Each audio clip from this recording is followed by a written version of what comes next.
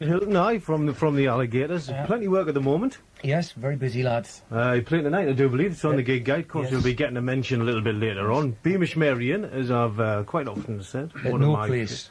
Aye. At no place. At no place near place that Stanley. doesn't exist, yes.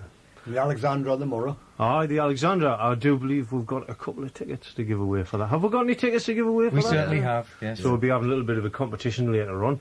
You've just been in the recording studios again, I do Again, believe. yes. Aye. What was the problem with the first time round then? It was crap. Are you allowed to say that? I think you're allowed to say that, like, but aye. We weren't happy with what we did, so we went in and did them again. So, but the crack, what I couldn't understand was, like, I mean, it took you, like, really ages, wasn't it, to do the first album, to get together what what you were satisfied, how many songs and all the rest of it. Then when you weren't satisfied with that, you sort of zoomed in and did it all again in a fortnight or something, We didn't did it you? in 4 days. 4 days. Yeah. There was a technical problem. That was the problem with the first recordings. So it wasn't actually, you weren't dissatisfied with the performance or anything, it was just the way it was put were a together. little bit dodgy, but the performance wasn't too bad. But it was a technical thing that what it sounded like in the studio, and then we took the tapes home, it was totally different.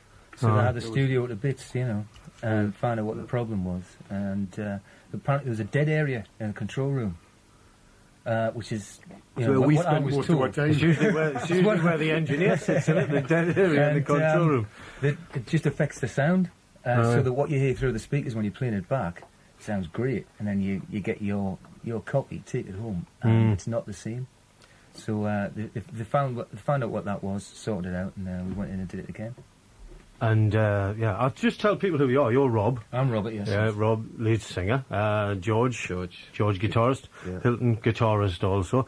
Hilton, of course, you've been in the recording industry a long, long time, haven't you? I mean, started off, I don't even know if you started Since I off, had but... cylinders. Aye. Since it was mono. It's a ready, steady go, But you were the Animals many years ago. Have recording techniques, obviously they've come on leaps and bounds with digital techniques and all the rest of it, but the main process of going through and double tracking and all the rest of it, has that changed a great deal?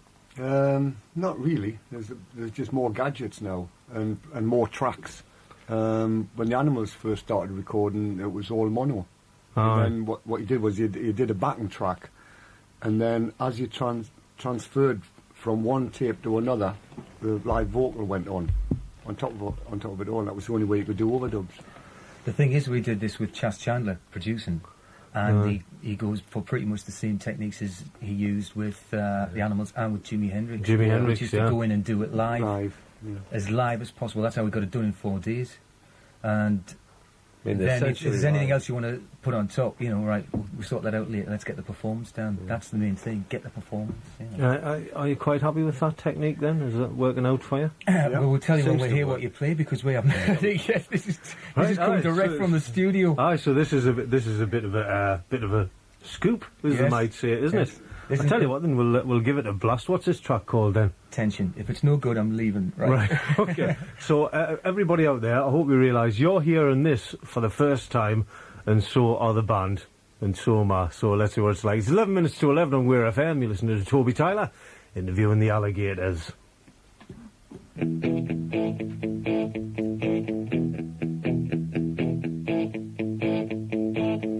There are people in my headlights, slow confusion on the horizon, fallen angels going nowhere, something bad is slowly rising.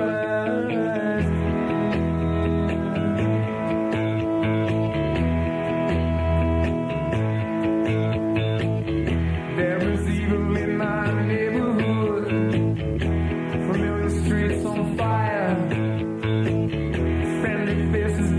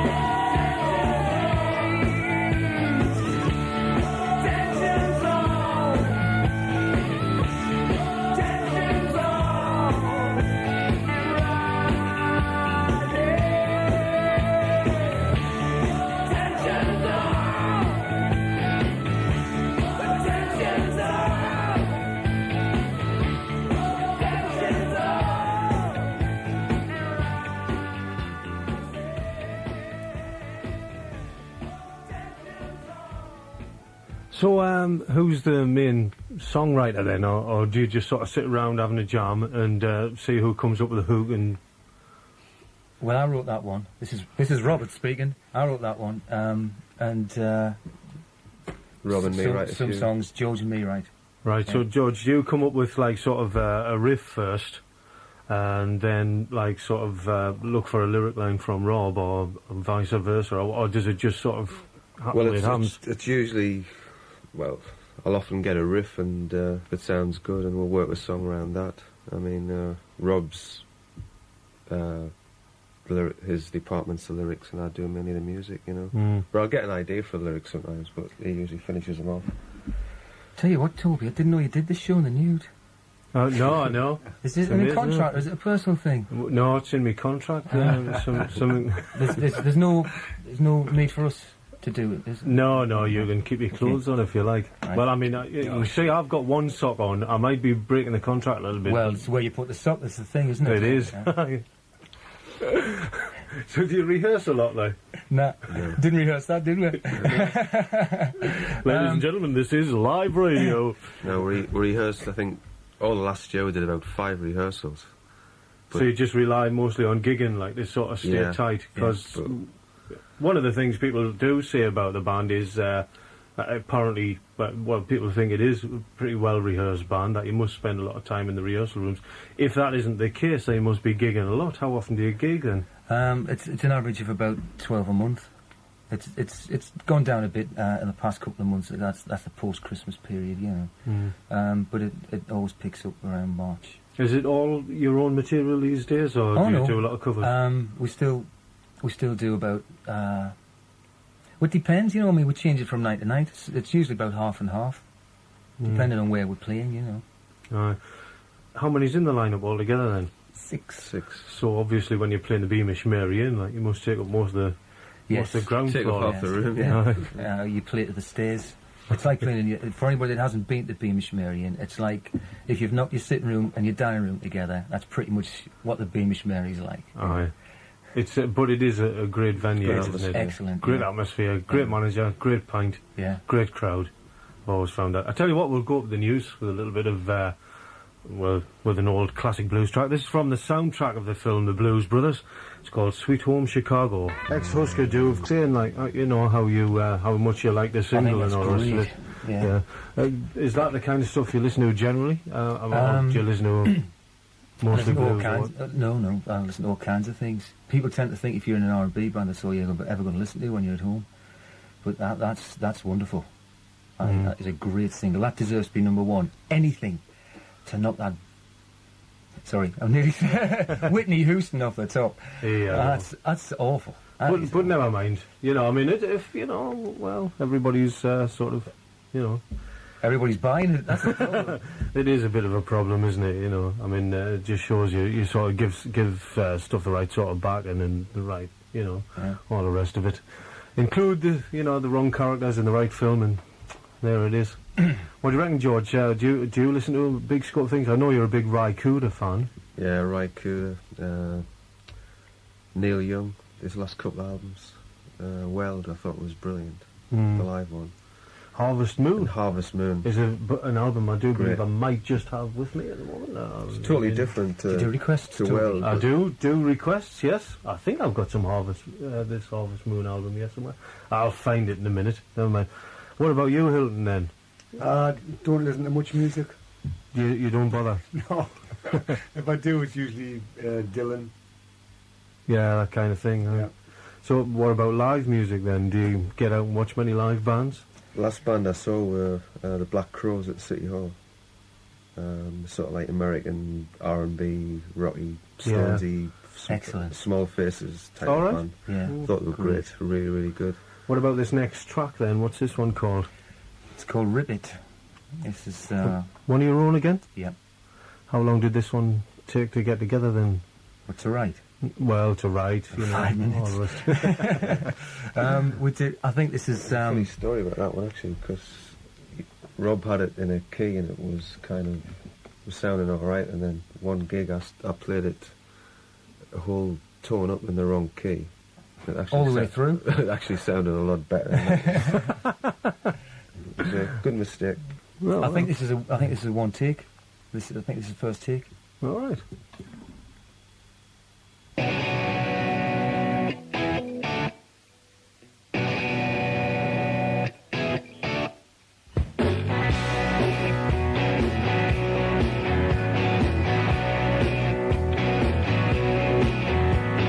got something I want, well, I'm gonna be your friend, I'm gonna rip it.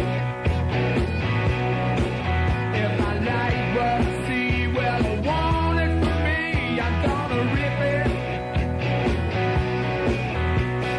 I don't wanna know about the rights and wrongs. I'm not interested in who it belongs. I'm gonna rip it, rip it, rip it, oh yeah, I'm gonna rip it, rip it, rip it, oh yeah, I'm gonna rip it. If I dig what I hear where you have no fear, I'm gonna rip it. If I see it on the shelf and I want it for myself, I'm gonna rip it. I don't wanna know about the rights and wrongs. I'm not interested in who it belongs. I'm gonna rip it, rip it, rip it, oh yeah, I'm gonna rip it, rip it, rip it, oh yeah, I'm gonna rip it.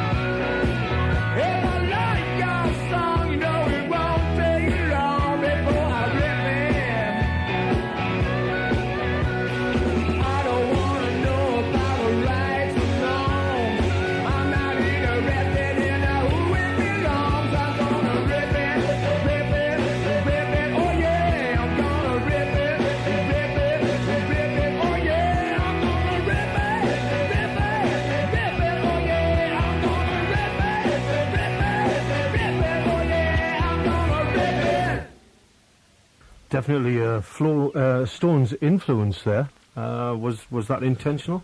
No. When I wrote it, I intended it to be a kind of Hard Day's 90 Beatley song. As soon as the band got hold of it, it turned out like that.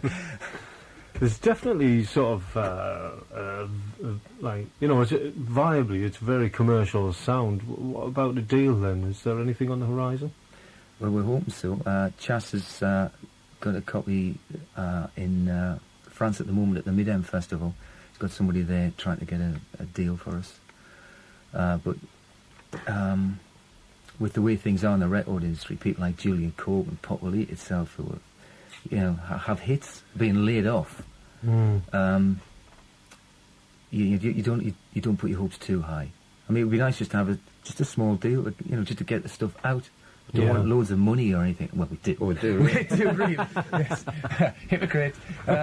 We don't want a big advance or anything like that. We just want them on record and out so people can buy it. Yeah. What about a foreign tour then? Well, that would go with that, I would think. Yeah. You know, we've tried agencies to get gigs abroad and say, well, unless you've got something to sell when you're over there, we're not interested. So it's a catch-22 situation. Yeah. So what you're after is sort of a lot of albums, a lot of T-shirts, big tour. Yeah, sort of thing. yeah. Anybody out there can help, I suppose. Yes. Yes. We're on our knees at the moment. Please help us.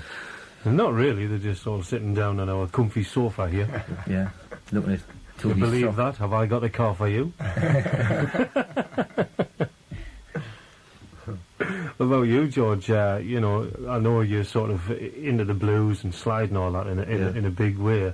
When you're sitting sort of writing, do you ever come up with something that you might sort of fancy doing as a solo venture that you think, oh, well, that wouldn't really suit the band, but it's too good to sort of just forget? Yeah, I come up with various sort of licks and stuff and feels, and I know they won't suit the band, so it usually takes us a couple of weeks of messing around. I'll kind of convert the original idea to something that would suit the band better, you know. Do you record at home at all? No, I've got nothing to record on. That's the thing that tends to happen, you know, if you come up with something that isn't alligatorish, then we don't have any other outlets for it. You know, we're that busy with the alligators, the song will just get put aside, so you try and adapt it, you know, you try and make it alligators.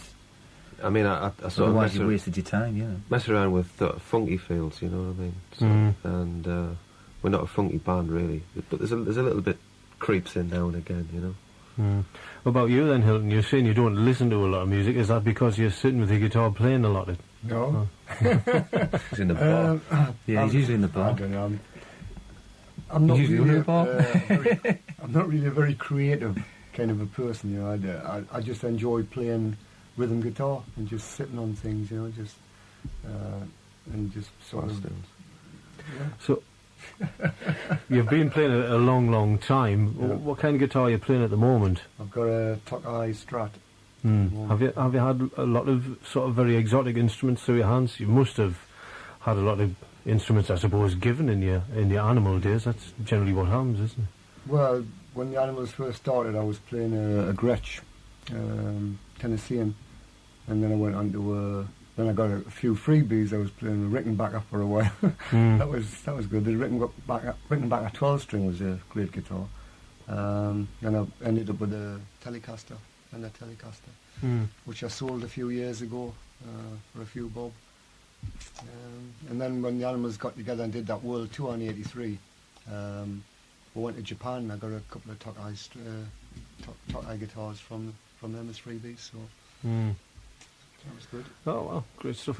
But it's as Carlos Santana says, you know, in his formative years, he played rubbish for ages because he couldn't afford to buy anything, and then as soon as he became sort of a famous personality, he gets all of these enormously wealthy firms sending him dozens of guitars. Please play our guitars. I tell you what, we'll have a track, a new single now from Robert Hart. This is called Boys on the Corner. Finn, do you like that one or not? Very Rod Stewart. Aye, it is very Rod Stewart. I've always found him to be a little more committed to decent R&B than Rod Stewart. He's not quite as commercial. I bet he'd like to be, though. Well, I don't know. I mean, he's had a few singles out in the past. Don't know what the album's like, but the singles. If Rod Stewart put that would be in the chart next week. Well, probably. that's the unfortunate thing. Rod Stewart's last single, Tom Trobbett's Blues, went up at the top 40 very, very quickly indeed. Great record. Though. Yeah, great record, but it was originally Tom Waits' song. Waits, yeah. Tom Waits wouldn't have done anything with it at all on the British market, which is, I think... People can't handle his voice. Yeah, I it's, know. Married to Ricky Lee Jones, you know, isn't that a perfect match? Is he? Aye. Oh, I didn't know that. Aye. You learn something every day. You do, didn't you? Especially from Toby Tiler. On We're FM. I'll tell you what, yeah. Hold on a minute. What's I've he got got? something here. I've just got something here. Time for another crack at today's Wearside competition, Wearside Pride in Wearside competition question. This is a pretty simple... You're not allowed to answer this, right? Because I know you all know the answer to this. Wearside opportunities. And the question's very simple. 5103 999 if you know the answer to this question. Who broadcasts 24 hours a day from the Forster Building in the University of Sunderland? Pride in Wearside, promoting Wearside as the advanced manufacturing centre of the North. 103 999, your chance to win £25 worth of vouchers to be spent anywhere in Wearside on almost anything you like. Right here on Weir FM. Okay, we've got time for one more track before you go, but we've got a couple of pretty good gigs coming up, haven't you? You've just mentioned before. Playing the Beamish Mary Inn tonight. Tonight, yes. That's in No Place near Stanley. That's right. All you do is leave the Chesley Street roundabout, head up towards Stanley, keep an eye on the left-hand side of the main road, and it's signposted No Place. Go to the top of the bank. And like I've said before, one of my favourite venues. Really great venue, that one. And tomorrow night at the Alexandra at Grangetown in Sunderland. We've got a support band on as well, Bessie and the Zing Puppets. I don't know if I mentioned that. But they're a sort of rockabilly band, aren't Can I they? hear a rockabilly, yes. Thrash rockabilly, yeah. Good fun, good to watch. Yeah, I've heard some very good reports about them. But before you go, how many tickets are you going to be giving away then? How many do you want, Toby? A couple of pairs of tickets, I Two think, pairs of tickets. for the that listeners sounds out right, there. Yes. What about a question then for the listeners? Aye, that's it. We've already picked the question. Who broadcasts 24 hours a day? No, that's not it. What I want to know is which television series, which is made in the Northeast and stars an ex-rock singer, an ex-builder as well. Okay. Which television series which is made in the Northeast was Rob on the other week there? If you blink, you missed it. Aye. So, give us a ring, 5103999 for your chance to win a pair of tickets to the Alligators at the Alexander Ballroom tomorrow night. Right, what's this last track we're going to go out with then? It's called Heartache. It's one of those songs that was just basically written around a riff. So it's one of your own compositions again. Yeah. Yeah.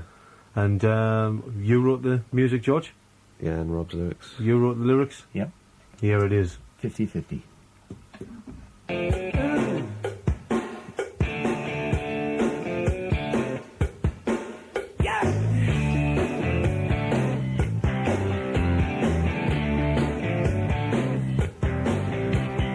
Daddy was a runaway. She was only 15 years of age. Everything you do or say, see you flying up into a rage. Mama and Daddy, they just didn't understand. Gave her everything they could, but the little girl got out of hand. Heartache ain't nothing but a heartache, yeah. Heartache ain't nothing but a heartache, well. Betty never was a fool, but she couldn't see the point of school. Sitting there every day, yes and no, you always still be the rules. Took it back and caught her right. Said I can't take it anymore. Didn't care to say goodbye. And Mama crying as she closed the door. Heartache ain't nothing but a heartache, yeah. Heartache ain't nothing but a heartache. Sick of feeling dead inside. Wanna grab the world and take it for a ride. Sick of feeling dead inside. Got no money, but she got a pride.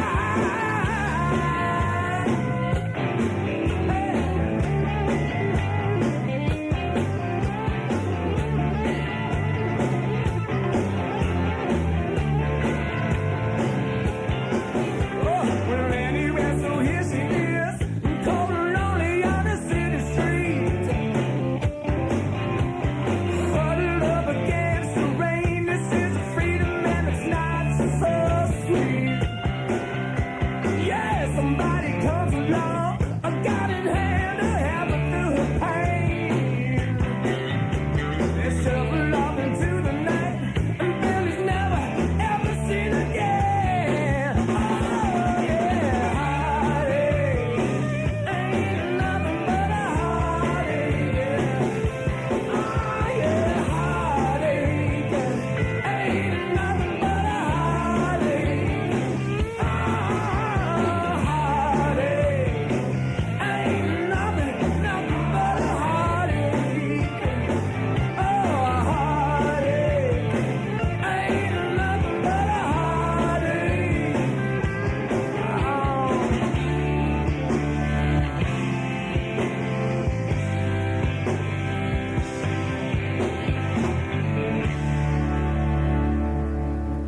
The Alligators there and Heartache. Great few tracks there from the lads. A brand new album. How soon is that going to be on general release then, do you think? haven't got a clue, really. When somebody buys it. As I said, you know, the tape's over in Cannes at the moment at the Mid-End Festival. Being hawked around, yeah. We'll just wait and see if somebody picks it up. Yeah. If not, we'll try and get it released locally ourselves. Right, Yeah. well, when it comes out, you'll have to get a few signed copies down here. We'll run another competition the switchboards are still going crazy there for to win the tickets for tomorrow night. You might even have to increase the prize, I think. Might we? Can you afford to increase the prize? A couple more tickets. Right. Couple more tickets, right? Okay. 3 pairs of tickets maximum. This Three is how, pairs This is how tickets. money we're talking about. Aye.